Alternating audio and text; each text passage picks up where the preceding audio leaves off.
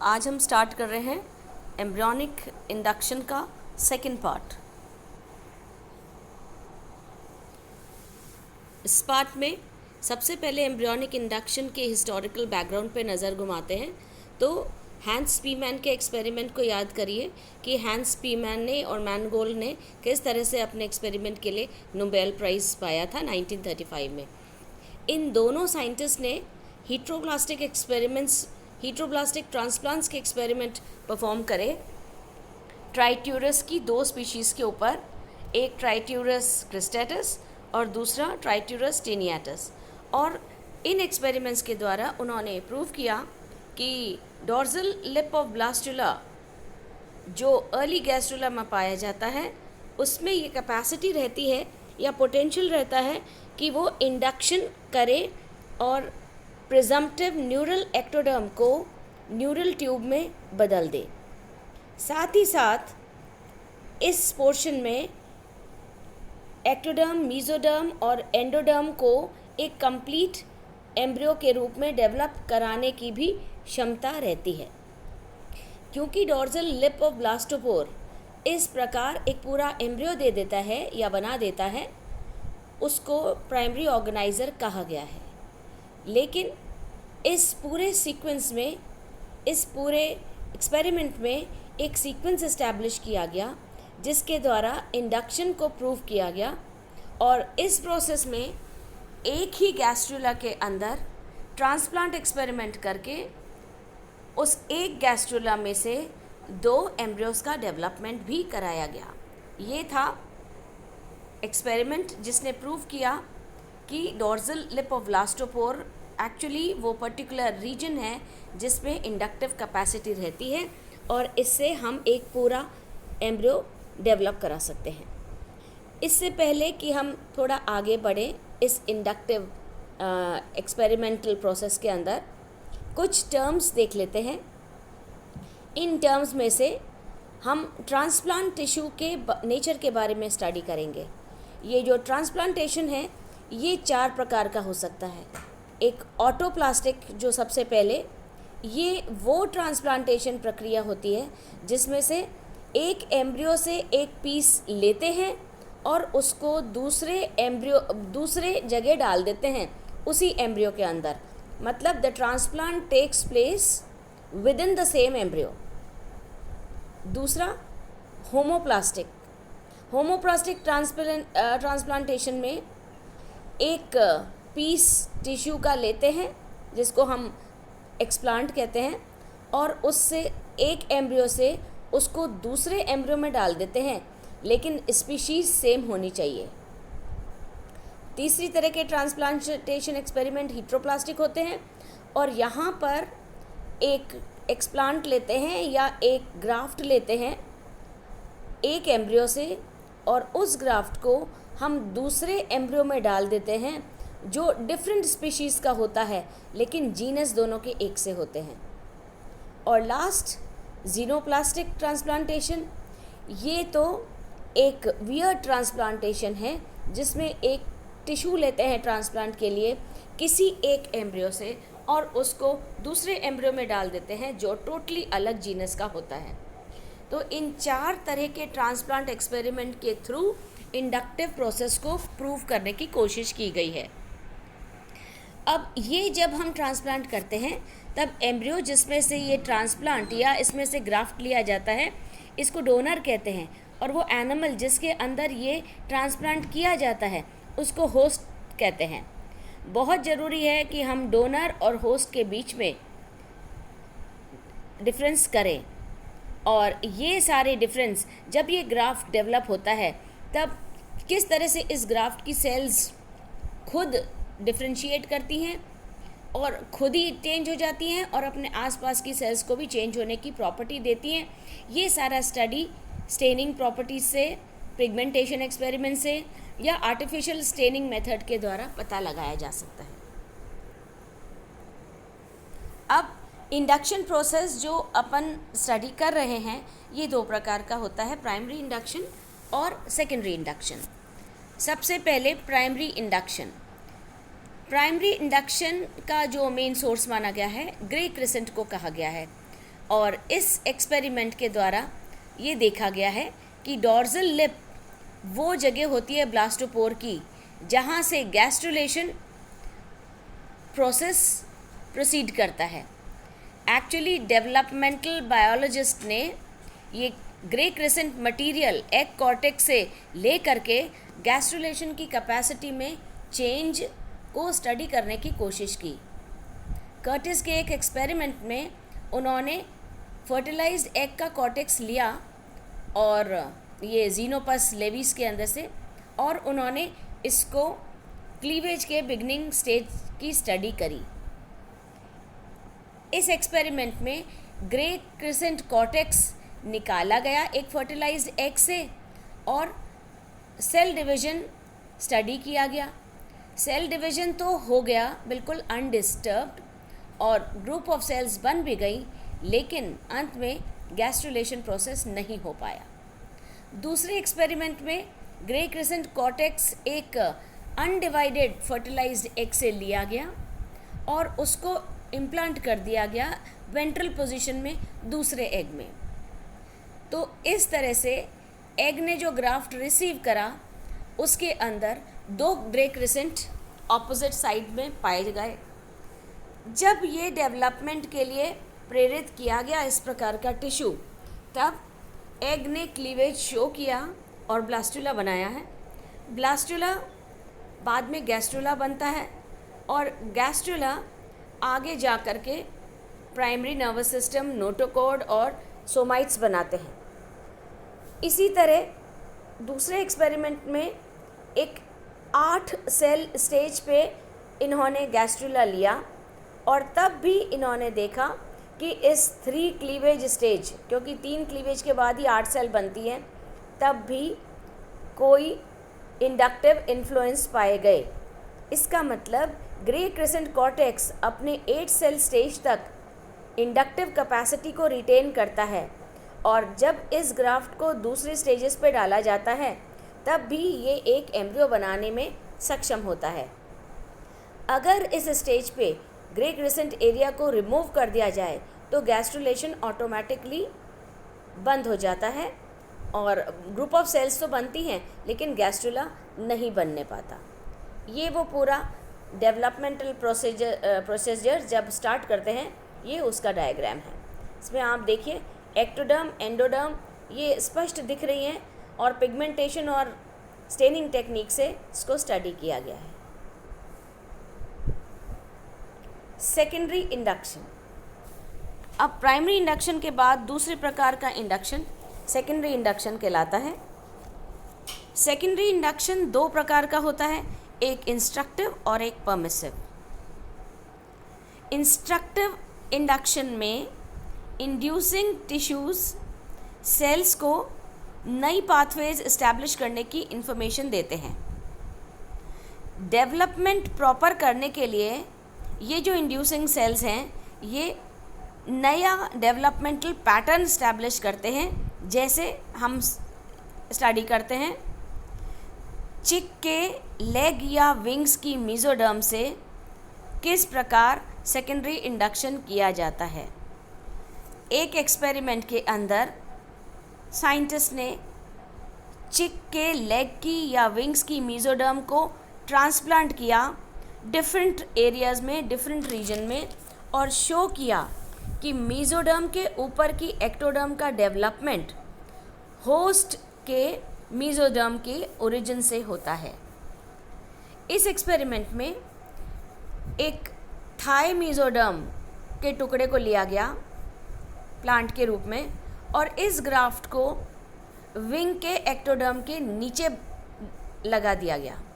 A piece of thigh mesoderm was grafted under the ectoderm of wing. ये जो developing wing ectoderm जब form हुई तब इसमें थाई के फेदर्स बन गए जो ग्राफ्टेड मेसोडर्म के ऊपर थे। इस तरह ये प्रूव हो गया कि रिस्पॉन्डिंग टिश्यू का जो नेचर है वो अनडिटर्मिन्ड रहता है। जब तक ट्रांसप्लांट एक्सपेरिमेंट नहीं किए गए इस नेचर को अनडिटर्मिन ही माना गया। अपने डेफिनेट फेट में, मतलब सेल्स जब डेवलप कर रही होती हैं, तब वह साथ साथ एम्ब्रियो के दूसरे पार्ट्स को बनाने की भी क्षमता रखती हैं। ये इसकी प्रोस्पेक्टिव सिग्निफिकेंस होती है। In their regular fate of development they possess the potency of developing into other parts as well. ये जो एबिलिटी है एम्ब्रियो की, जिसके द्वारा निर्धारित पार्ट्स बनाने के साथ साथ दूसरे पार्ट्स का भी पता चल पाता है, इसे प्रोस्पेक्टिव पोटेंसी कहते हैं। इस प्रोसेस में ये जो डिटर्मिनेशन जो प्रक्रिया है, ये नैरो होता जाता है या संकीर्ण होता जाता है। इसी एक्सपेरिमेंटल सीरीज में हेड की एक्टोडर्म से लेंस को डेवलप करना एक सीरियल इंडक्टिव प्रोसेस पाया गया। ये बहुत सारे स्टेप्स में कंप्लीट होता है और इस प्रोसेस में इंड्यूसिंग टिश्यू से एक प्रकार का सिग्नल दिया जाता है और इस सिग्नल के मिलने के बाद ही रिएक्टिंग स्टेप्स अपना पोटेंशियल डेवलप करती हैं और फिर पूरा रिएक्शन सीरीज़ में होने के बाद इंडक्टिव इन्फ्लुएंस हो करके पर्टिकुलर ऑर्गन डेवलपमेंट होता है। सो ये तो थे टाइप्स ऑफ इंडक्शन, जिसको प्राइमरी और सेकेंडरी कहा गया। नाउ एम्ब्रियोनिक इंडक्शन दो प्रकार का और तरह से होता है, जो लोट्रप में क्लासिफाई किया। पहला एंडोजीनस और दूसरा एक्सोजीनस। एंडोजीनस इंडक्शन तब होता है जब एम्ब्रियोनिक सेल्स नया डाइवर्सिफिकेशन पैटर्न ले लेती हैं उस इंडक्टर्स के थ्रू जो वो इनहेरेंटली या इंटरनली प्रोड्यूस करती हैं। इस तरह ये इंडक्टर्स सेल के द्वारा प्रोड्यूस किए जाते हैं और ये ही इंडक्टर्स इस सेल को ट्रांसफॉर्मेशन की प्रक्रिया कराने में सफल होते हैं और cell self differentiation pattern follow करती है। एग्जाम्पल रिपोर्ट किया गया वेंट्रल पोल की मीजेनकाइमल सेल्स में, एक्नॉइड में, और स्मॉल साइज योक लेडन सेल्स में एम्फीबियन डेवलपमेंट के दौरान डॉर्सल लिप और ब्लास्टोपोर में। तो जब ये सब्सटेंस सेल खुद प्रोड्यूस करता है और ये सब्सटेंस सेल को इंटरनल डाइवर्सिफिकेशन पैटर्न और डिफरेंशिएशन के लिए प्रेरित करता है, तब हम उसको एंडोजीनस इंडक्शन कहते हैं। नेक्स्ट तरह का इंडक्शन एक्सोजीनस इंडक्शन होता है, जब कोई बाहर का एजेंट या फिर कोई दूसरी सेल या टिश्यू एम्ब्रियो में एक चेंज इंट्रोड्यूस करती है, जिस चेंज के द्वारा ये सेल डाइवर्सिफिकेशन और सेल डिफरेंशिएशन पैटर्न फॉलो किया जाता है। और ये जो पुश फिनोमिना है, ये नेबरिंग सेल्स के ऊपर कॉन्टैक्ट इंडक्शन के द्वारा लगाया जाता है, तब इस तरह के इंडक्शन को एक्सोजीनस इंडक्शन कहते हैं। ये होमोटिपिक या हीट्रोटिपिक दोनों प्रकार का हो सकता है, डिपेंड करता है कि किस प्रकार इंडक्टिव इन्फ्लुएंस लगाया जा रहा है और प्रवोक किया जा रहा है एक पर्टिकुलर टिश्यू को डेवलप करने के लिए। अब अगर इंडक्शन होमोटिपिक होता है, तब सेल एक डिफरेंशिएशन पैटर्न प्रोड्यूस करती है और इंडक्टर केवल अपने सेल की इंटरनल स्टेट को मेंटेन ही नहीं करता, बल्कि वो खुद डाइवर्सिफिकेशन पैटर्न फॉलो कर लेता है।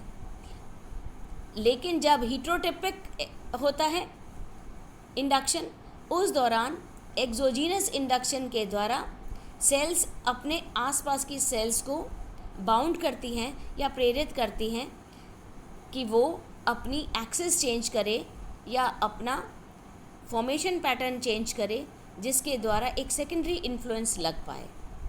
और इस तरह के इन्फ्लुएंसेस सेकेंडरी एम्ब्रियोनिक एक्सिस के इस्टेब्लिशमेंट में और नोटोकॉर्ड में देखे गए हैं एम्फीबियंस के।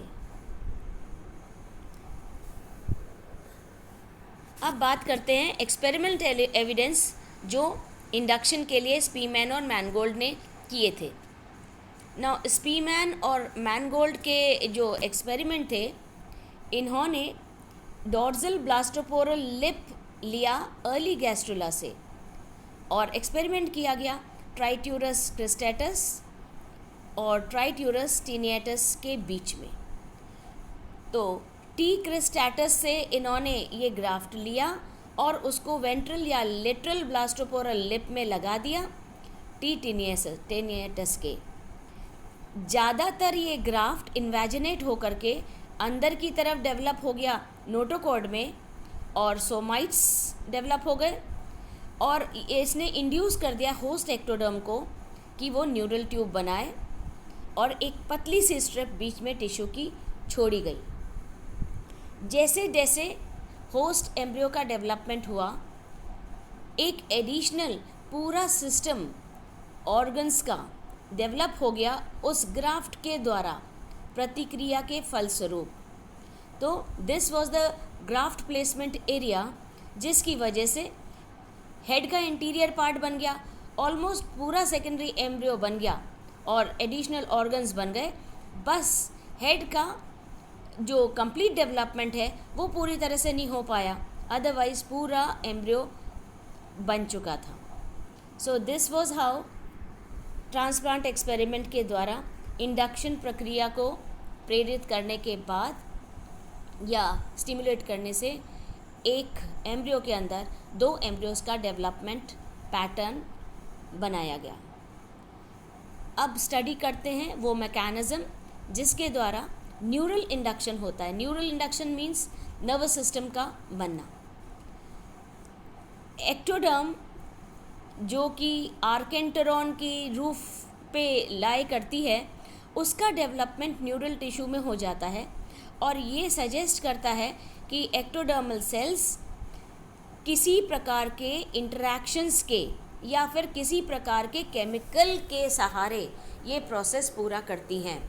तो न्यूरल इंडक्शन 2 प्रकार हो सकता है, या तो सरफेस पे सेल्स के आपस के इंटरेक्शन के द्वारा या फिर किसी केमिकल मीडिएशन से। पहला पॉसिबिलिटी सरफेस इंटरेक्शन होता है जिसके द्वारा इंडक्टिव इन्फ्लुएंस लगाया जाता है। जो कांटेक्ट होता है दोनों सेलुलर लेयर्स में, एक एक्टोडर्मल और ये आर्केंटेरॉन की रूफ की लेयर्स के बीच में, जब इन दोनों लेयर्स के बीच में इंटरेक्शन होता है तो ये जो पैटर्न ऑफ इंटरेक्शन है ये सेल का बिहेवियर चेंज करती है और सेल का बिहेवियर जैसे ही ऑल्टर हो जाता है वैसे ही कॉडा मेसोडर्मल सेल अपना इन्फ्लुएंस दिखाती हैं और फिर एक्टोडर्मल सेल आगे जा कर के नर्वस टिश्यू का फॉर्मेशन डेवलप कराने की कोशिश करती हैं। दूसरी तरह का इन्फ्लुएंस होता है केमिकल मीडिएशन के द्वारा, और केमिकल मीडिएशन में हमने देखा था कि कुछ केमिकल्स निकलते हैं सेल्स के द्वारा। ये केमिकल्स अपने आसपास की सेल्स या नेबरिंग सेल्स में डाल दिए जाते हैं। तो कॉडा मेसोडर्म सेल्स किसी प्रकार के केमिकल्स निकालती है जो आर्केंटेरॉन और एक्टोडर्म सरफेस को आपस में इंटरेक्ट करने के लिए प्रेरित करते हैं।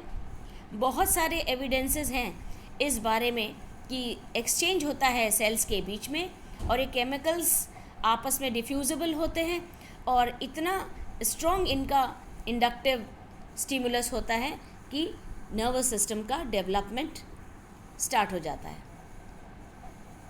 Next in line is the genic basis of neural induction. Evidences ये भी सपोर्ट करते हैं कि न्यूरल इंडक्टर डिफरेंशिएट होता है एक्टोडर्मल सेल से पहले। इस प्रोसेस के दौरान mRNA का ट्रांसक्रिप्शन और डिफरेंट तरह के जीन्स का एक्टिवेशन बहुत टाइम्स बढ़ जाता है जब एक्टोडर्मल सेल्स डिफरेंशिएशन शो करती हैं।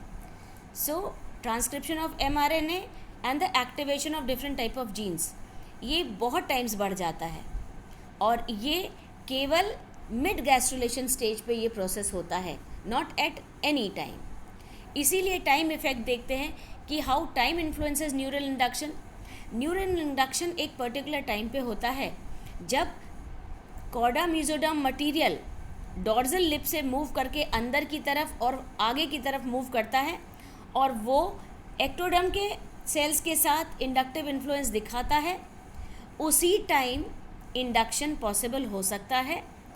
हर टाइम इंडक्शन नहीं हो सकता, बिकॉज सेल्स खुद तैयार रहती हैं सिग्नल रिसीव करने के लिए।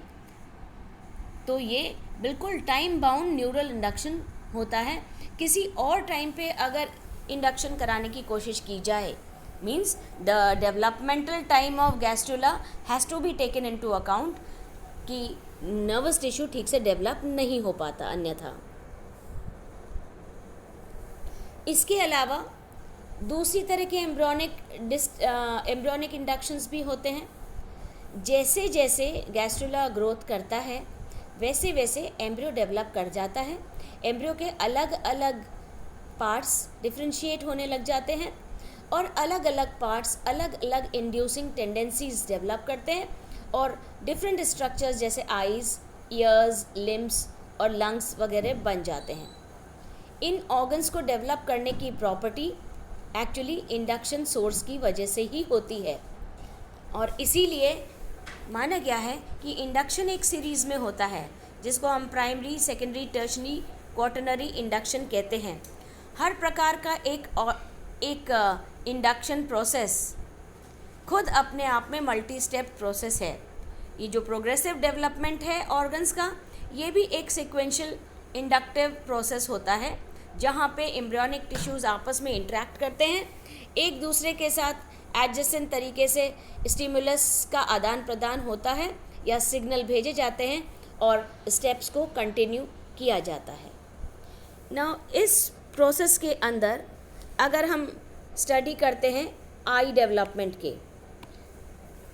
तो आई का डेवलपमेंट सब्स्टिट्यूशन रिएक्शन का एक एक्सपेरिमेंट है।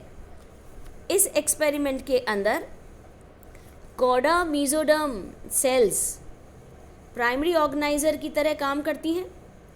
ये कॉडा मेसोडर्म सेल्स आगे जा कर के फोरब्रेन और ऑप्टिक एरिया बना देती हैं एंटीरियर साइड में। तो पहले इंडक्शन होता है कॉडा मेसोडर्म सेल्स द्वारा, जो प्राइमरी इंडक्शन कहला रहा है, और ये बना रहा है फोरब्रेन और ऑप्टिक एरिया। तो कॉडा मेसोडर्म खुद प्राइमरी ऑर्गेनाइजर की तरह काम करके प्राइमरी इंडक्शन करती है और ऑप्टिक एरिया बनता है। ये ऑप्टिक एरिया एंटीरियर साइड पे इनवेजिनेट होता है या अंदर की तरफ मुड़ जाता है और अब ये ऑप्टिक कप बना लेता है। इसका मतलब ऑप्टिक एरिया खुद अब सोर्स की तरह काम करता है कि ऑप्टिक कप बनाना है उसे। ये ऑप्टिक कप एक double walled cup like structure होता है जिसको हम ऑप्टिक वेसिकल भी कहते हैं या ऑप्टिक कप भी कहते हैं। ये खुद एक सेकेंडरी ऑर्गेनाइजर की तरह काम करता है और आगे जाकर कॉर्निया बना देता है। इसी तरह सोमैटिक एक्टोडर्म जो मीजेनकाइम के पूरे ऊपर बिछी रहती है, वो आगे जाके खोरॉइड और स्क्लेरा बना देती है। इसी तरह डेवलपमेंट का पूरा प्रोसेस ही इंडक्टिव इन्फ्लुएंस के कारण होता है, जो सेल इंटरेक्शन और केमिकल्स के सहारे होता है। ये पूरा प्रोसेस एक सीरियल प्रोसेस है। So we can say that induction is a step wise graded process. ये प्राइमरी और सेकेंडरी दो प्रकार का होता है। ये एंडोजीनस एक्सोजीनस भी दो प्रकार का हो सकता है और सेकेंडरी इंडक्शन इन टर्न दो प्रकार के होते हैं। पूरे इंडक्टिव इन्फ्लुएंसेस के अंदर सेल्स या तो इंट्रैक्शन के द्वारा अपना असर दिखाती हैं या तो फिर किसी केमिकल के सिक्रीशन के पश्चात अपना एडजेसेंट सेल्स पे इंडक्टिव इन्फ्लुएंस दिखाती हैं। जो टिश्यू दूसरा टिश्यू बना रहा है उसको प्राइमरी सोर्स ऑफ इंडक्शन कहते हैं या फिर प्राइमरी ऑर्गेनाइजर भी कहते हैं। जैसे ही प्राइमरी ऑर्गेनाइजर एक दूसरा टिश्यू बना देता है, उसका काम ख़त्म हो जाता है और अब वो सेकंड टिश्यू अपना ये इन्फ्लुएंस आगे के लिए दिखाता है और वो खुद सेकेंडरी ऑर्गेनाइजर बनता है, सेकेंडरी इंडक्शन हो जाता है। और इस प्रकार इंडक्शन की पूरी सीरीज़ चली आती है, जहाँ से एक्टोडर्म, मेसोडर्म और एंडोडर्म से डिफरेंट इंडक्शंस के द्वारा इन्फ्लुएंसेस दिखा करके एक पूरा एम्ब्रियो अपने डिफरेंट पार्ट्स डेवलप करता है और इस प्रकार इंडक्शन की प्रोसेस पूरे हो जाती है। Thank you.